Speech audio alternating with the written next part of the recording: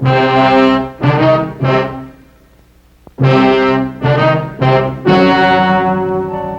and gentlemen, the story you are about to see is true. The names have been changed to protect the innocent.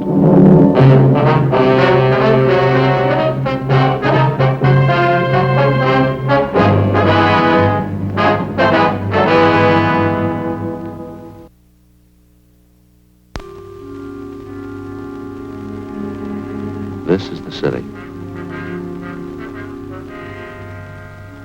Los Angeles, California. I work here. I'm a cop.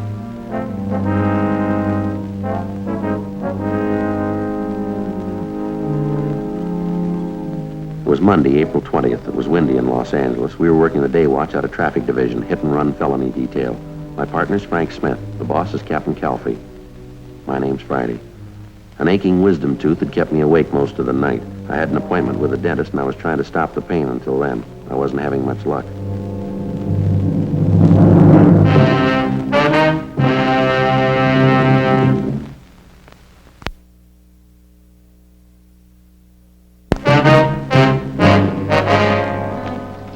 Hi, Joe. Morning, Frank. How's tooth? Not much better, still aching. That's rough. And a lousy thing kept me awake most of the night. You checked with that dentist I told you about? Yeah, I did. He says it's a wisdom tooth. It's this one right up here. Let's see it. Well, it's this one here. Well, don't you want to show me? No, not particularly. Well, I'd like to see it. Why? Well, Joe, I know a little about wisdom teeth. Anyway, the dentist says it's got to come out. I'm supposed to see him this afternoon. Joe, my sister had the same trouble. Is that right? Yeah, she had 'em out. Wisdom teeth. Really hurt. Impacted. You know what that means? Jammed right up in there. Just hanging onto that jawbone. Yeah, I know. Had to pull 'em right out. Hurt terrible. Yeah. Hey, Joe. Yeah? Turn around this way, will you? A little more. Now, turn the other way. Yes, sir. Well, what's the matter now? Puffy. What? Your face is all swollen. It's puffy. Yeah, well, it didn't look that way to me in the mirror. You take my word for it, Joe. Face is swollen. Right there, see? Puffy. Yeah, it sure is tender. I imagine it is, Joe. Sure is funny about wisdom teeth, isn't it? What's that? Well, how some people never do get 'em. I never did. Isn't that right? Yeah? I got all the rest. No wisdom teeth. My sister had 'em, though. Yeah, you told me about that. She had 'em pulled. And that's another funny thing. What? Well, even after she had 'em taken out, she could still feel 'em. She could, huh? Yeah, for 5 or 6 days, they still hurt. This is after she had them pulled. Yeah, 5 or 6 days. I forget exactly how many, but they still hurt. They weren't there. Still hurt. Funny, isn't it? Yeah, that sure is. Well, don't you worry about it, Joe. The old doc will yank 'em right out. You'll feel a lot better then, too. Sure. Much better. Yes, sir. 5 or 6 days. Still hurt. Yeah, did you see the skipper this morning? Oh, yeah, I ran into him down the hall. Got something here we're supposed to check out. Now, what do you got? Dead body report. What's the story on it? Well, the victim's Edward Raymond Stokes, 732 Delano Street, apartment 2. His body was found in a gutter near 63rd and Vermont. 3 o'clock this morning. No witnesses. Only one piece of evidence. Yeah. Skid marks near the body, that's all. Apparent hit and run. Where's the body now? Neighborhood mortuary out there. Emerald Hills Funeral Home. One of the deputy coroners handled the body, a fellow named Jonathan Larimore. Anybody claim the body yet? No. Okay, you ready? Yeah. The skipper says if we need any help, Rogers and McClendon are on hand. That's fine. I don't know, how do we manage to draw all the choice ones? Do you know? I guess we live right, huh? Skid marks and a dead body. Yeah. Well, guess we better get on it, huh? Right. Say, what time are you supposed to see the dentist? I'm supposed to call him about 12:30. He'll tell me then. Doesn't look like we'll be able to make it now, does it?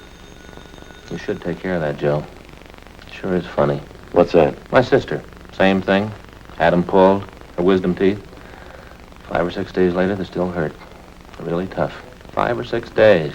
Yeah, you told me. I remember. You should try to get to that dentist today, though, Joe. You really should. Well, the way you lay it out, it really doesn't make much difference, does it? Huh?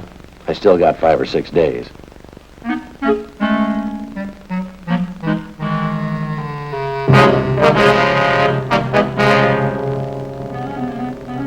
8:33 a.m. Frank and I drove out to 63rd and Vermont and rechecked the spot where the dead body of Edward Stokes had been found. According to the report, the body was found 2 feet west of the easterly curb and 32 feet north of 63rd Street on Vermont. We examined the skid marks closely. They showed definite signs of being a lot older than 24 hours. The consistency of the rubber was weak, and there were heavy dirt smudges over them, indicating more wear than they could have possibly had since the estimated time of the victim's death. We got back in the car and drove to the Emerald Hills Funeral Home at Vernon and Denver Avenue.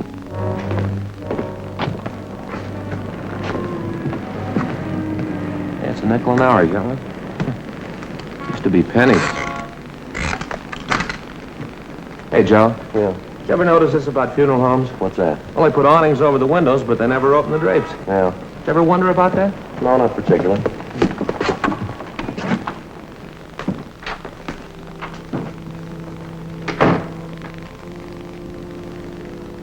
Sounds like a funeral going on, doesn't it? Yeah. Still hurt? Yeah, a little bit. Still swole, too.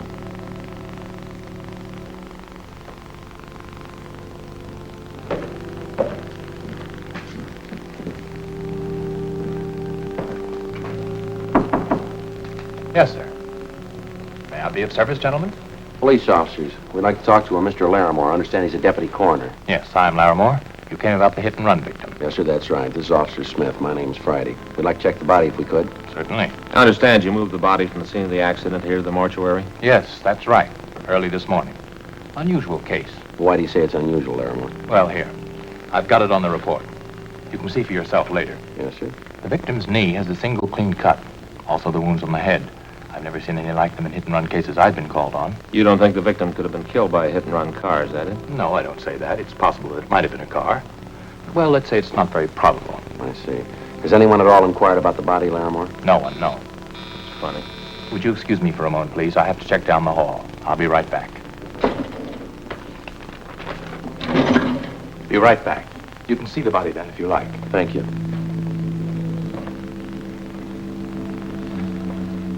Well, Yeah, where do we start? I don't know. Maybe we won't have to. What do you mean? Well, another lead like this and we'll turn it over to homicide. Officer, there's a young lady outside, Miss Fuller. Yes, sir? She wants to claim the body.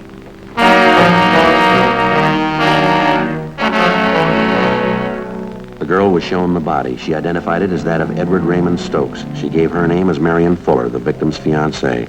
After she recovered from her shock, she asked if she might sit down for a while and rest. How long did you know Edward Stokes, Miss Fuller? About 6 years, on and off. We've been together pretty much the last couple of years, though. Oh, my head.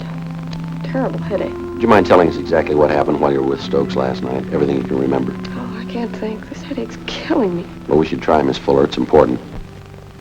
Well, Eddie and I had dinner at the Spanish Oven, place down on South Fig. That was about 7:45. Then we drove out to the Brown Barrel on Vermont. You know, the bar I told you about? Well, Eddie and I go there most of the time. We stayed there and drank and played a little shuffleboard. Yeah, go ahead. Well, we stayed a little too long. We drank a little too much. I started talking to this fellow next to me. Eddie got sore. He always got jealous when he was drunk. Poor Eddie. Did Eddie fight with this other man, Miss Fuller? No, I stopped him. That made Eddie mad. He never could drink right. Always wanted to pick a fight. Who was the other man, do you remember? No, I don't. I guess I had a lot to drink, too. Just some guy at the bar. Oh, this headache. Well, this won't take much longer. Just a few more questions. Would you hand me the rest of that water, please? Sure. Thanks.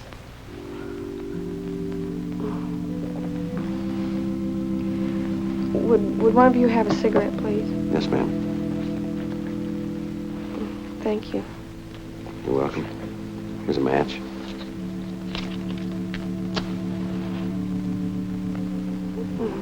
I don't believe you got that. Thanks. Would you like to go on, Miss Fuller? What happened after you broke up the argument between Stokes and the other man? Same old thing. Eddie threatened to beat me up. He'd done it before, too, plenty of times. Yeah. Well, around 1 o'clock, I got to feeling sick, so I went outside and sat in the car. Guess I must have passed out there. In your car? No. I guess it belonged to one of the fellows in the bar. I passed out, that's all I remember. Well, did you sleep in the car all night? No. I guess whoever owned it drove me home. Well, how'd they know where you lived? I don't know. Must have been one of our friends. I don't remember anything till this morning. They phoned me up and said Eddie was dead. Who phoned you, Miss Fuller? One of our friends. I don't remember. Oh, I had a rotten headache. Now, come on, you can do a little better than that, can't you? I tell you, I don't remember. I had a hangover. My head was jumping. They phoned and told me Eddie was dead. Somebody ran Eddie down. They found him in a gutter and he was dead. Poor Eddie. All right, Miss Fuller. Wonder if you'd mind coming with us. Where are we going? Downtown. We'll have a stenographer take your statement. We have a few more questions to ask you. Oh, look, can't you leave me alone? I got a terrible hangover. I never had one as bad as this before. Neither is Eddie. Come on, let's go.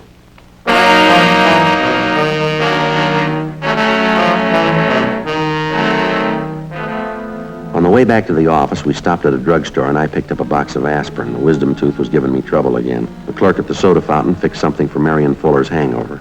We continued to question her, but she gave us only one additional piece of information. The victim, Eddie Stokes, had been married before and divorced. His ex-wife lived out in the valley with their 2 children, and on several occasions she came to see Stokes at the Vermont Avenue bar when he failed to make the monthly payments for the support of the children. Each time they had argued bitterly.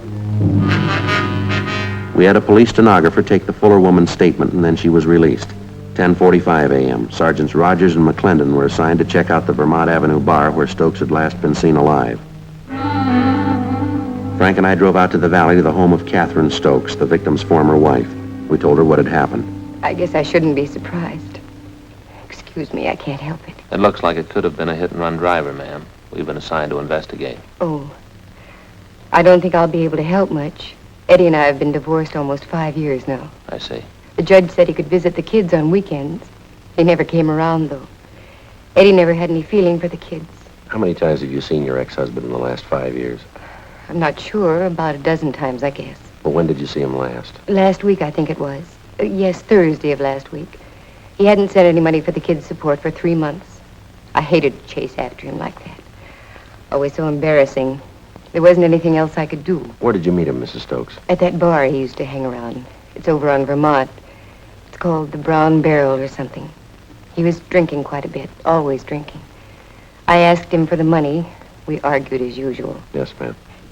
Is there anything I can get you? I think there's a bottle of beer in the icebox. No, thank you, ma'am. Do you happen to know anybody by the name of Marion Fuller? Yes. Eddie mentioned her. She's no good. What does a man see in a woman like her? Do you know anything about her at all? No. Whenever I saw Eddie, he'd mention he was running around with her. I guess he wanted to make me jealous.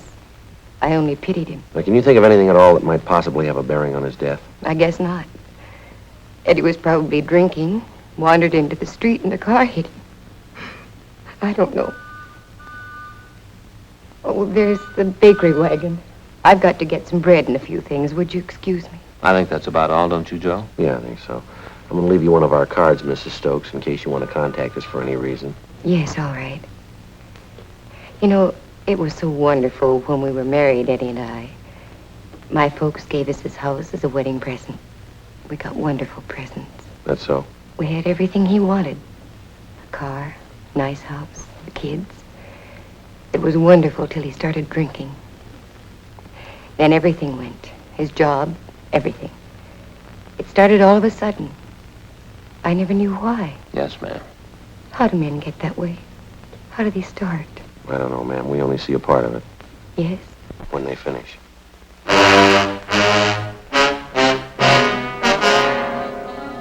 12 noon. Frank and I drove back into town to Vermont and 63rd Street for a meet with Sergeants Rogers and McClendon. They told us they'd checked out the bartender who'd been on duty the night before and also 7 of his customers. Their stories were almost identical. Each of them remembered seeing Eddie Stokes at the bar. Each of them remembered he was playing shuffleboard, that he was drinking heavily, that he left the bar at about 1:45 a.m.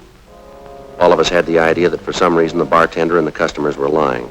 In most cases, it's hard to find 2 witnesses who tell identical stories, let alone 7. For the rest of the afternoon, Rogers, McClendon, Frank, and I spent our time canvassing the neighborhood in the vicinity of the Brown Barrel Tavern. 4:45 p.m., we checked the proprietor of a small butcher shop 2 blocks down the street from the tavern. Yes, sir, gentlemen. Can I help you? Police officers, you Mr. Murray? Yes, sir. I'd like to ask a few questions. Sure, glad to help if I can. You ever been in the Brown Barrel Tavern just down the street a couple of blocks?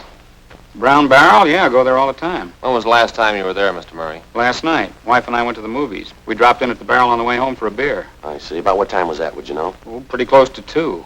What's the matter? Some kind of trouble? Did you notice anything unusual while you were in there? Anybody fighting or arguing, something like that? No, we were only in there a couple of minutes. Well, now that you mention it, there was something funny happened. What was that, sir? Well, the bartender, Carl, and half a dozen of the neighborhood gang were back in one of the booths talking together.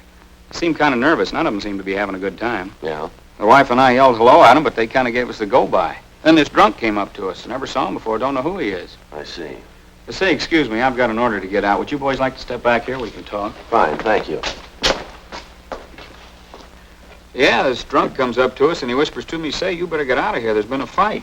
Well, I don't pay much attention to him. He's pretty drunk. Could hardly understand him. I guess they have lots of fights in there anyway. Is that all he told you? There'd been a fight? Yeah, that time. But he came back a couple minutes later and whispered the same thing. You better get out of here. There's been a fight, he said. Wife and I just laughed at him. I see.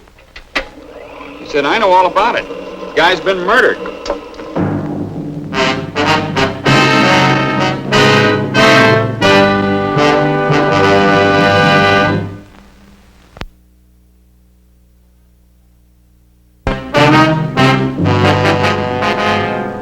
Frank and I went back to homicide to turn the case over to them. They asked us to handle the investigation for another day because they were short of men at the moment and because there was still a big doubt as to whether or not Eddie Stokes had really been murdered. Actually, the only solid lead we had was the second-hand testimony of a drunken witness, that and the deputy coroner's doubts that Stokes was actually the victim of a hit and run. We brought Marion Fuller back in and re-questioned her. She stuck to her story. She didn't remember anything. She was released again. It looked like we were in for a long night. I just talked to that butcher's wife, Mrs. Murray. Yeah, what'd she have to say? Asked her the same questions we asked Murray. She couldn't add much. Same story. Well, I don't know. It's got me. We don't know it's murder. We don't know it's a hit and run. I'm about ready for my vacation. I'll put in with you. That Fuller woman has got to know a lot more than she's telling us. Well, she's got a perfect out. She was drunk. The bartender swears to it. Well, that story's phony. It's got more holes than a piece of cheese. Whose car did she pass out in? Who drove her home? Who called her this morning to tell her that her boyfriend was dead? Hit and run felony, Smith. Oh, yeah, Rogers. Yeah? You did, huh? What's his name? I see. Yeah, we'll check it out right away. Rogers, he and McClendon are still out at the bar. Finally got somebody to talk a little. Yeah, what'd they get? The bar boy out there. Says there was a fight. Happened about 1:30. Doesn't remember who was fighting, though. That's not much help, is it? The bar boy's name is Milner. He told Rogers he went outside about 20 minutes to 2 to put out the garbage. He saw the Fuller woman asleep in a car parked outside. Did he know the car? Did he get the license number? No, but he spotted something on the windshield. Yeah. A traffic ticket. Frank and I checked with the sergeant of the watch at 77th Street Division. He told us Unit 12A5 was assigned to the area where the Brown Barrel was located. In checking their worksheet, we found that Unit 12A5 had issued a hang-on citation the night before to a car parked near 6330.5 Vermont Avenue, the address of the Brown Barrel Tavern. We checked the license number through our DMV, and we found the car was registered to a William R. Huddy, 14 Naylor Street. We drove to the Naylor Street address and talked to Huddy's wife. She told us we could find him in a bar on South Olive Street. 8:55 p.m., we checked in at the bar. The bartender told us that the lone man at the shuffleboard table was William Huddy.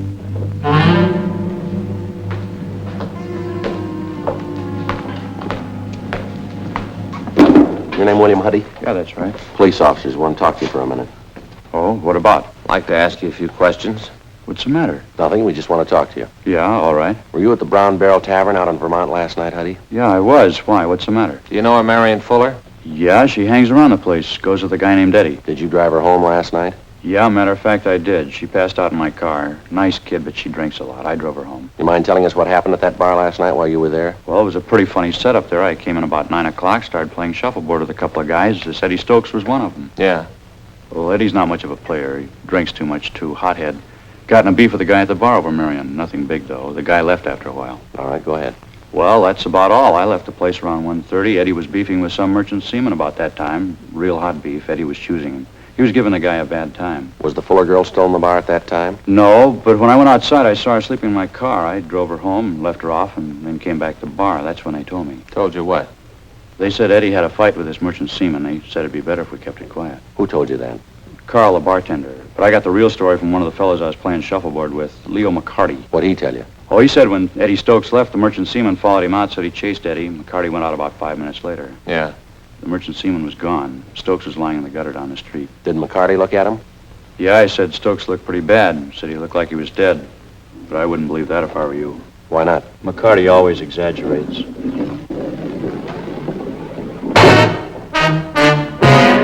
10:15 p.m. We had William Huddy come back to the office with us where we questioned him further and took his statement. Then we had his friend, Leo McCarty, brought in, along with the bartender at the Brown Barrel Tavern and the customers that he'd framed his story with. McCarty was the first to give us the straight story, then the others followed. The bartender, Carl Jansen, who also owned the bar, was the last to break. How about it? What do you mean? Now look, Jansen, you could have given us a straight story the first time. But what about the publicity? Now, how would that look, a murder in my place? Yeah, well, it could work out worse than that, Jansen. You've been withholding evidence. You talked these people into the same deal. I had to protect myself. It would have ruined my bar, the newspapers, all the talk, the scandal. It could wreck my business. I had to keep it quiet. Look, it's not my fault Stokes was killed. I didn't do it. I'm not to blame. No, but you know who is to blame. Now, how about it? Who is he? And he works on the ships. He comes in here most of the time when he's in port. What's his name? Henry Baxter. I cash some of his paychecks. Just a minute. Hit and run felony detail Friday. Who? Yeah, he's here. Yeah, just a minute. It's for you, Jansen. Yeah. Yeah, Frida. Oh, just a minute. Sergeant? Yeah. It's my wife. She's at the bar now. She thought you ought to know. What's that? Henry Baxter. Frida says he just came in. I talked to Jansen's wife and told her to delay Baxter as long as possible without arousing his suspicions. 11:25 p.m. Frank and I and Mr. Jansen, along with Rogers and McClendon, drove out to the Brown Barrel Tavern on Vermont. Mrs. Jansen was waiting for us. She told us that Baxter was pretty drunk by that time. She'd been keeping an eye on him, and she said that she knew he was still inside the place. Rogers and McClendon went around to cover the back entrance. We asked Mrs. Jansen to go back in the bar and give no indication that anything was wrong. She told us approximately where Baxter was sitting. We waited a couple of minutes until we were sure Rogers and McClendon were in position at the back of the bar. Then we went in.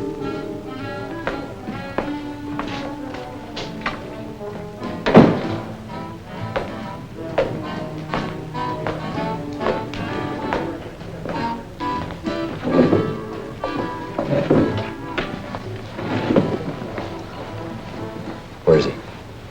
That's him over there. Fellow in the gray suit? Yes, sir. Closest table. Waiter! Waiter, give me another Coke High. Would I ask it twice? That's him. Stay here. You the waiter, give me another Coke High. Your name Henry Baxter? What do you want to know for? Police officer. Stand up. Come on, get up. Put your hands on the table. Flat. I want to do it with a cigarette. Put it down. Come on, flat. Jansen, Yes, sir. if you go around back and tell those other two officers to meet us out front. Yes, Your sir. hands are back in there. Come on, get the other one back here. All right.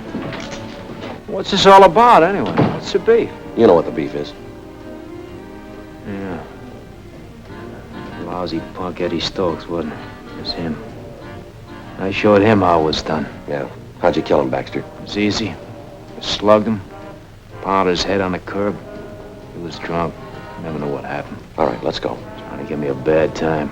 Now he knows. He knows what a bad time really is. I showed him. Right, come on, Baxter, outside. Come on, you can walk better than that. Lousy punk Eddie Stokes. I showed him how it was done, didn't I? I showed him. Yeah, you showed him. Come on. Thanks, Jansen. Yes, sir. You fellas want to take him downtown?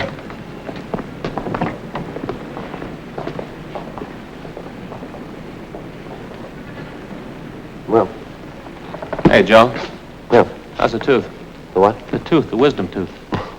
It's a funny thing. Doesn't hurt anymore. Pain's gone. You gotta see that dentist. I don't see why. Doesn't hurt anymore. I don't know. I'll look into it next week, huh? Got a piece of news for you. Got an appointment for you tonight. I got a little something for you. You don't know what time it is. You know it's almost midnight. No dentist in the world will work on you at this hour of the night. Mine will.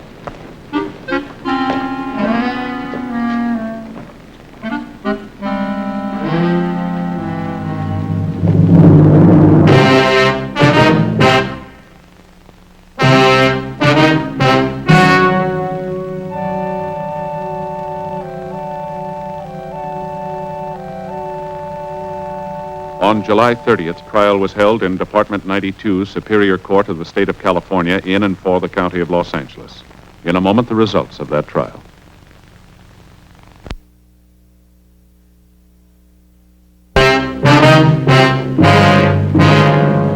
The suspect was tried and convicted of manslaughter, which is punishable by imprisonment in the state penitentiary for a period not to exceed 10 years.